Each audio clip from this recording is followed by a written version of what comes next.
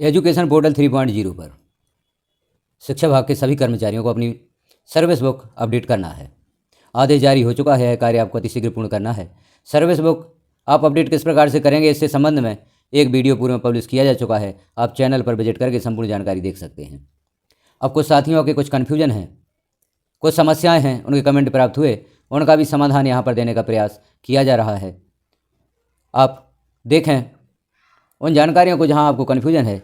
आप अपनी ई service book update करते समय क्वालिफिकेशन डिटेल किस प्रकार से भरेंगे, इस जानकारी को हम देखेंगे। पूर्व के जो बिंदु हैं उनसे संबंधित जानकारी भी आपको पब्लिश की जा चुकी है, उसे भी आप देख सकते हैं। तो आप किसी ब्राउज़र पर सर्च कर लें एजुकेशन पोर्टल 3.0।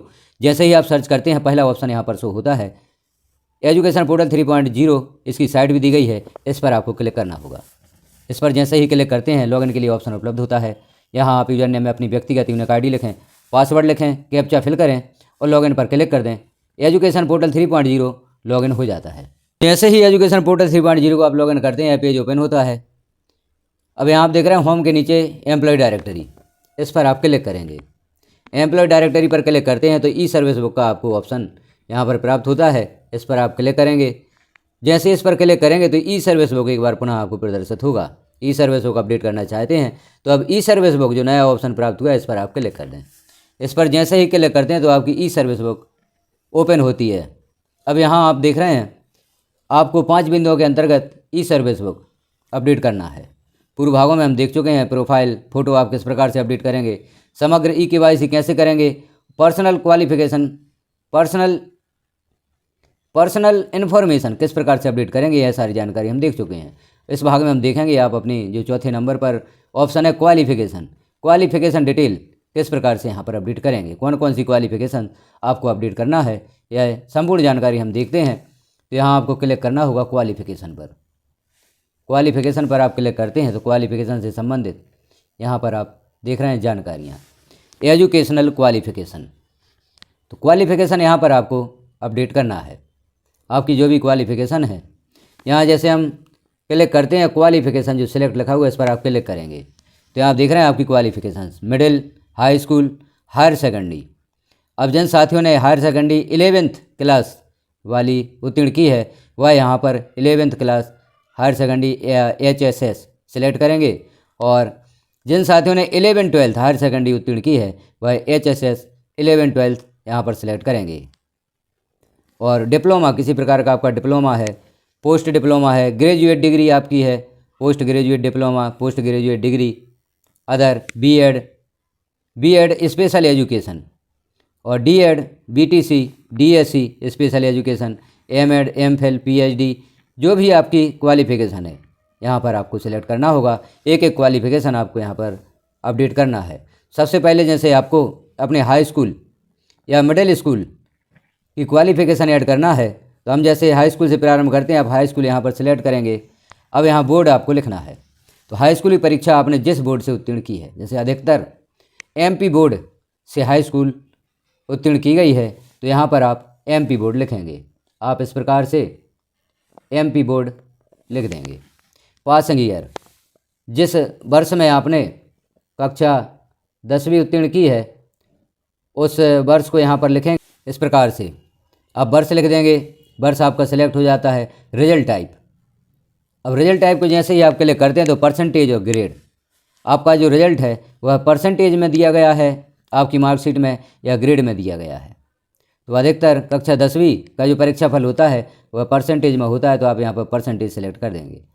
अब परसेंटेज हमने सेलेक्ट किया, कितने % से आपने कक्षा 10वीं उत्तीर्ण की है, यहाँ पर आपको वह परसेंटेज लिखना है।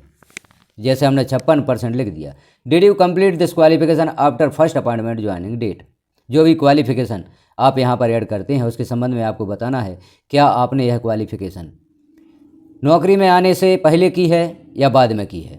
क्योंकि 10वीं 12वीं हमने पहले ही उत्तीर्ण कर ली है, जैसे DED है या BA और MA, स्नातक, स्नातकोत्तर या अन्य जो योग्यताएं हैं, कुछ योग्यताएं नौकरी में आने के बाद भी कर्मचारी कंप्लीट करते हैं तो यहाँ पर एस या नो सेलेक्ट करना है। तो यहाँ 10वीं के लिए हम नो सेलेक्ट करते हैं। अब नीचे आप देखें upload certificate PDF up to 100 KB, 100 KB में आपको जो आपकी 10वीं की अंक सूची है उसकी PDF बनाना है आपको 100 KB में, और अपने माय प्रोफाइल में सेव करके रख लेना है, या डॉक्यूमेंट्स जो ऑप्शन होता है उसमें आप सेव कर लेंगे। अब यहाँ आपको वह सर्टिफिकेट अपलोड करना है।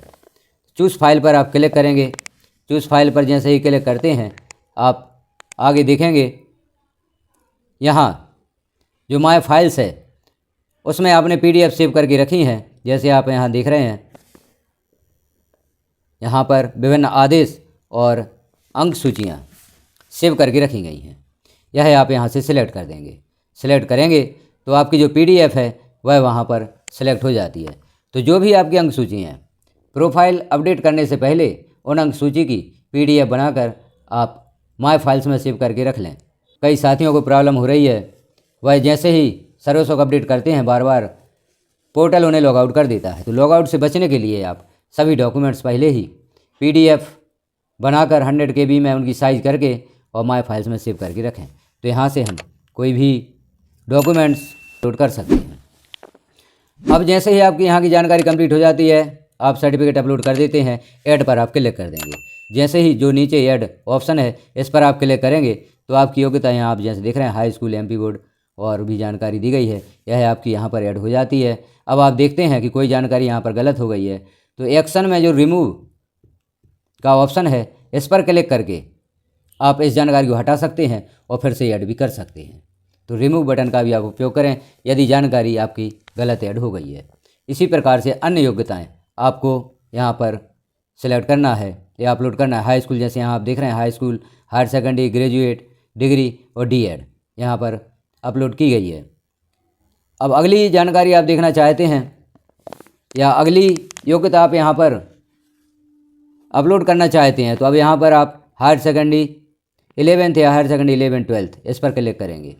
और जिस प्रकार से हमने कक्षा 10वीं की मार्कशीट की जानकारी, कक्षा 10वीं की योग्यता की जानकारी फिल की है, जैसे यहाँ 12th में या 12वीं में आपका सब्जेक्ट भी होगा तो किस सब्जेक्ट से आपने कक्षा 12वीं उत्तीर्ण की है, agriculture, art, commerce, home science, PCM, PCB, अर्थात साइंस से यदि आप हैं तो आपकी गणित के साथ साइंस है या बायो के साथ साइंस है तो PCM, PCB उस अनुसार सेलेक्ट करें। एग्रीकल्चर से 12th है तो एग्रीकल्चर, और आर्ट से है तो आर्ट यहाँ पर सेलेक्ट करें। बोर्ड आपका MP बोर्ड है या जो भी बोर्ड है उसे सेलेक्ट करें। पासिंग ईयर यहाँ पर लिखें जो भी आपका पासिंग ईयर है, और नीचे हम देखें रिजल्ट टाइप वही परसेंटेज आपको सेलेक्ट कर देना है, यहाँ पर % लिखना है। और did you complete this qualification, यह आपको हर बार सेलेक्ट करना होगा क्या यह क्वालिफिकेशन आपने नौकरी में आने के बाद अर्जित की है। तो यहाँ पर 12वीं में भी आप नो सेलेक्ट करेंगे। और जिस प्रकार से आपने कक्षा 10वीं की मार्कशीट यहाँ पर अपलोड की थी, 12वीं की मार्कशीट भी आप अपलोड कर दें और ऐड पर क्लिक कर दें। तो यहाँ पर आप देखेंगे आपकी जो हायर सेकेंडरी है वही भी ऐड हो जाती है। अब आगे आपको अन्य योग्यता यहाँ पर सिलेक्ट करना है। जैसे हम देखें तो यहाँ पर 12th के बाद आपका D.Ed, DLED या B.Ed हो सकता है, BTC हो सकता है, तो आप यहाँ पर D.Ed सेलेक्ट करेंगे। जैसे D.Ed है आपकी तो D.Ed सेलेक्ट करेंगे। और DLED है क्योंकि DLED के लिए यहाँ पर अलग से ऑप्शन नहीं दिया गया है। आप देखें यहाँ पर DLED के लिए कोई अलग से ऑप्शन नहीं दिया गया है तो यहाँ आप D.Ed सेलेक्ट कर सकते हैं।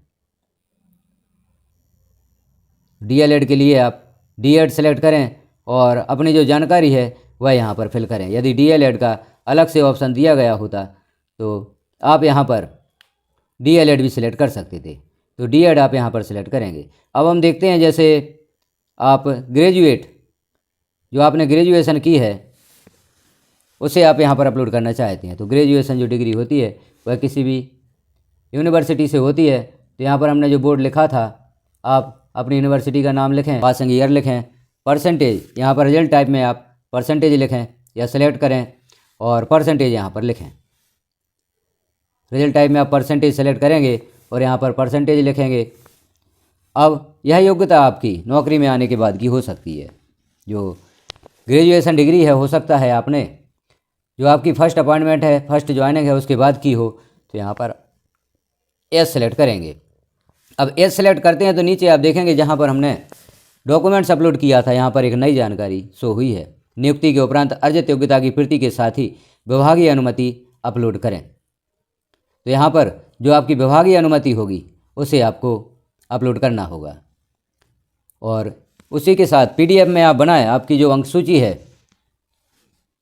और जो आपकी अनुमति है उसकी एक साथ PDF बनाएंगे आप और यहाँ पर अपलोड करेंगे। तो नियुक्ति के बाद कोई भी योग्यता आपने अर्जित की है तो उसके साथ आपको विभागीय अनुमति भी अपलोड करना है। तो इस प्रकार से आप यह जानकारी अपलोड करेंगे, ऐड पर क्लिक कर देंगे तो आपकी जो ग्रेजुएट डिग्री है वही भी ऐड हो जाती है। अब यहाँ पर देखते हैं हम, जैसे आपकी D.Ed है, B.Ed है या D.LED है, उसे आप सेलेक्ट करते हैं। जैसे 98 जो शिक्षाकर्मी साथी हैं 2007 में शासन द्वारा उनकी D.Ed कराई गई थी ऑपरेशन क्वालिटी के अंतर्गत। तो वह क्या करेंगे, तो यहाँ पर D.Ed सेलेक्ट करेंगे और यूनिवर्सिटी भोजमुख से, जो भोजमुक्त विश्वविद्यालय है उससे वह डिग्री उन्हें कराई गई थी या यह डिप्लोमा कराया गया था भोजमुक्त विश्वविद्यालय, आप यहाँ पर लिखेंगे। इस प्रकार से आप बोर्ड का नाम लिखेंगे, पासिंग ईयर यहाँ पर लिखेंगे, पासिंग ईयर आपकी 2007 होगी। तो यहाँ पर 2007 आप सेलेक्ट करें, क्योंकि वह जो D.Ed कराई गई है शासन के द्वारा ऑपरेशन क्वालिटी के अंतर्गत वह 2007 में कराई गई थी। रिजल्ट टाइप, यह जो रिजल्ट टाइप होगा यह ग्रेड में होगा, जो D.Ed आपने की है वह ग्रेड में होगी।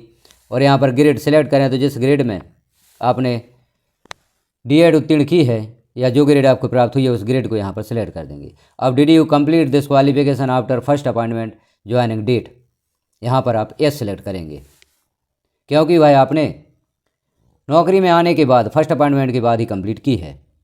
तो यहाँ पर यस सेलेक्ट करेंगे। अब देख रहे हैं आप नियुक्ति के उपरांत अर्जित योग्यता की प्रति के साथ विभागीय अनुमति अपलोड करें।